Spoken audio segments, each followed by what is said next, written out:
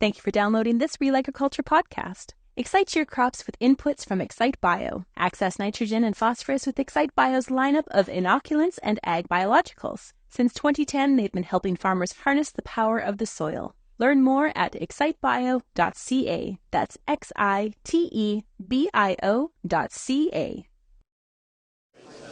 Shaun Haney here with RealAgriculture.com, Real Ag Radio, Rural Radio 147, Sirius XM. We're at the NAFB meeting in Kansas City, and we're in the Helena booth right now, and we're joined by Austin Anderson. Austin, how's it going?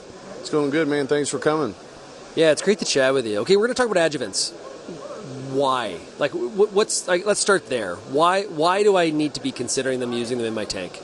Well, I could almost argue the counterpoint. Why not, right?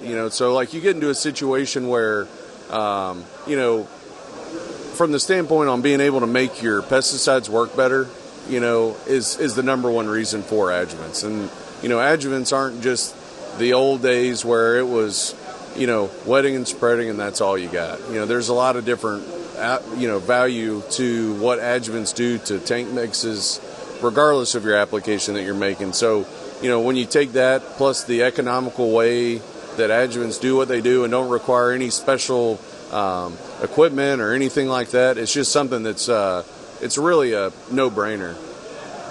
And they're not all created equal.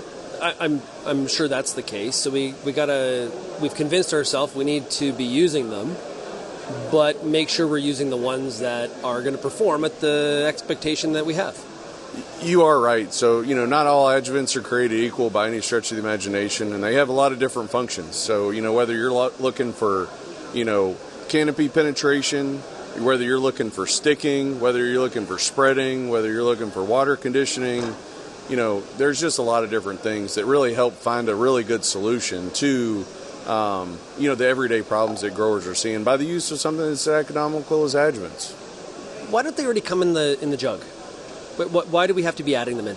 Well, I think there are some products in the marketplace that do have some, but it's not enough. So, it's not that, the pesticide formulations don't have them, but it's more of a how can we make that product in the jug be as stable as possible. But, being able to use things tank side, you just can't get that volume in the tank that you need to see the performance that we get out of those. Yeah, I can remember a time where I think farmers' opinion of them was different. Right? They felt maybe they were being upsold on something, or do I really need this? But, a lot of farmers that I talk to now, it's like a must. I think the opinion has changed. What do you find in the field? Well, absolutely. And, I can relate to that wholeheartedly because, my dad was one of those guys that was like, oh, man, really? Yeah. And so, being able to see, the use of something as small as an adjuvant, be able to kill a weed that's maybe a little bit bigger than what's on the label, or being able to see a little bit more control that you're used to seeing with products that we've been using for time and time again. So, Adjuvants does a good job about helping, expand your margin of error, so making it to where it's not like, hey, farmers are getting bigger and bigger every year, and if I'm not as timely, I can still be able to use the same products to get the same results regardless of how many acres I have to cover. When would I not need them? I can't think off the top of my head about why, other than maybe if the label restricts it, so the label being the law, but that would be the only time. I think there's a lot of good things that can come from adjuvants, and the label being the law, we just want to make sure that we follow that anytime we can. But in the U.S. market, you have cohort, right? Yes, sir. Okay, so if say we're buying cohort, we need to make sure we read the label to see which products it's compatible with, or just talk about that exploratory process.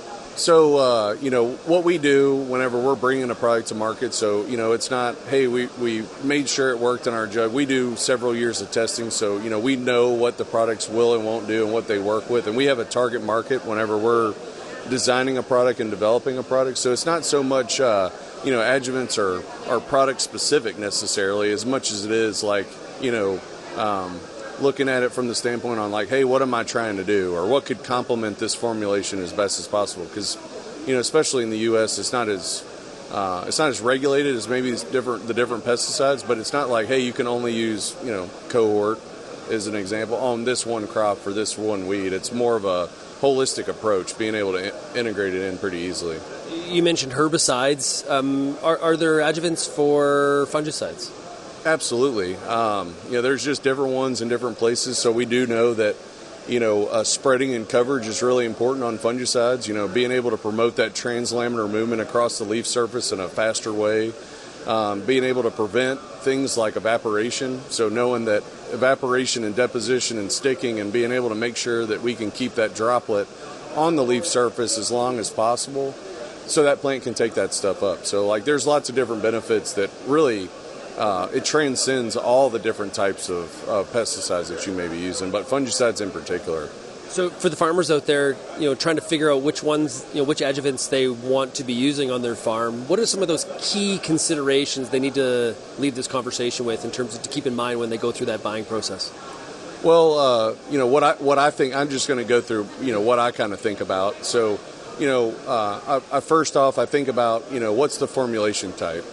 So, read the label, figure out, whether it's a adjuvants mandated, adjuvants recommended, or adjuvants prohibited, and then look at the formulation type, knowing that water generally is a pretty poor carrier for our pesticides, just because you see water bounces off hydrophobic leaf surfaces and things like that. So you can be like, well, what can I do to really, decrease that as much as possible? Because, like our herbicides, as we know, except for the residual ones, right, they don't really do a lot in the soil. So being able to make sure that we keep that stuff there, and also knowing if you guys are up in the plains and, knowing that there's never such thing as a perfect no-win day, I can't help but think about, making sure that I'm delivering product on target, because making sure that we're delivering the right amount of AI at the right volume and the right things really does a lot of good for our management practices, because I know I don't want to be spraying my neighbor's field on accident just because they're downwind, because, I put good money in my pesticide program. So, looking at drift, looking at deposition and sticking and making sure you're getting all that good coverage is just something that, I don't want to be making the same application over and over again, because to me, the most expensive application is one that doesn't work. And being able to mitigate that with something as economical as adjuvants is something really easy to implement. Awesome stuff. Hey, Austin, thanks a lot for joining me. I really appreciate it. Oh, absolutely. Well, thank you for coming.